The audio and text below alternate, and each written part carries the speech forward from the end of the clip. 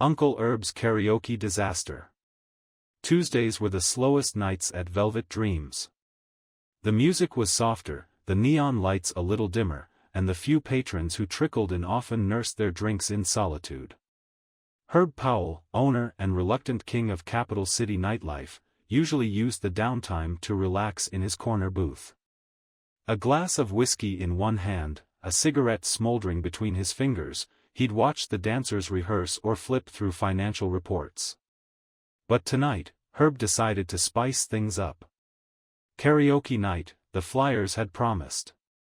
Sing with the strippers. It was an idea born out of boredom and a need to keep the regulars entertained. And one regular never missed a Tuesday, Kirk Van Houten. Kirk's bad night. Kirk had become a fixture at Velvet Dreams ever since his marriage fell apart. Most nights, he'd sip on cheap whiskey, mumbling about Luann and the injustices of shared custody. Tonight, however, Kirk was a mess. It was Milhouse's birthday, and Kirk wasn't allowed to see him. Supervised visits were limited to Fridays, and his ex-wife made it clear there would be no exceptions for birthdays. So, Kirk was drinking to forget. By the time he stumbled onto the makeshift karaoke stage, the room had already taken note of his disheveled appearance. His tie was loosened, his hair sticking out in all directions, and his eyes glassy from one too many drinks. "Ladies and gentlemen," he slurred into the mic, swaying slightly. "This one's for my boy, Milhouse." The familiar bass line of Baby Got Back began to play. At first, the room erupted into laughter. Kirk's reedy voice struggled to keep up with the beat, his awkward gyrations causing some patrons to cheer ironically. Even Herb cracked a smirk from his corner booth. Crossing the line. As the song progressed, however, Kirk's enthusiasm spiraled into something more chaotic. He staggered closer to one of the dancers, Tiffany, trying to incorporate her into his performance. At first, she played along, laughing and twirling away from his clumsy attempts to involve her. But Kirk, emboldened by the alcohol and the laughter of the small crowd, didn't stop. "Tiffany, baby," he slurred, reaching out to grab her waist. "You know you like it." Her smile froze, and she pushed his hand away. "Back off, Kirk," she said firmly. But Kirk didn't listen. He grabbed at her again, his hands wandering where they shouldn't. The laughter in the room died, replaced by an awkward, tense silence. Herb steps in. From his booth, Herb saw everything. He let out a long sigh, flicking ash from his cigarette into the tray. Tuesdays were supposed to be easy. Now, he had to play bouncer. Herb rose from his seat, his whiskey glass clinking softly as he set it down. Cigarette still dangling from the corner of his mouth, he made his way to the stage. "Kirk," Herb said in a calm but firm tone. "Let's call it a night, yeah?" Kirk turned, his face flushed and his tie hanging crookedly around his neck. "Oh, come on, Herb. We're just having fun. Right, Tiffany?"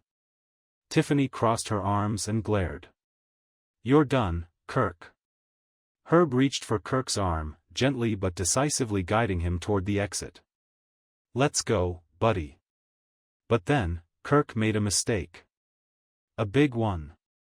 As Herb steered him off the stage, Kirk twisted around and grabbed Herb, in the groin. The room collectively gasped.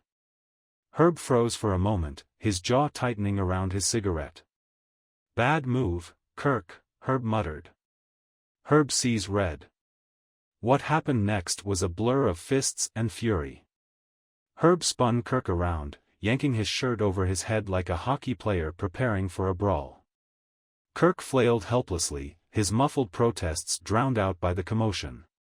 Herb delivered a series of sharp uppercuts, each one punctuated by the sound of Kirk's groans. The crowd, initially stunned, began cheering like they were at a prize fight. Even Tiffany smirked, watching Kirk's comeuppance with satisfaction. For the finale, Herb yanked his cigarette from his mouth, its glowing ember still smoldering. "You ever grab me again," Herb growled, "and this'll feel like a love tap." With that, he stubbed the cigarette out in Kirk's ear.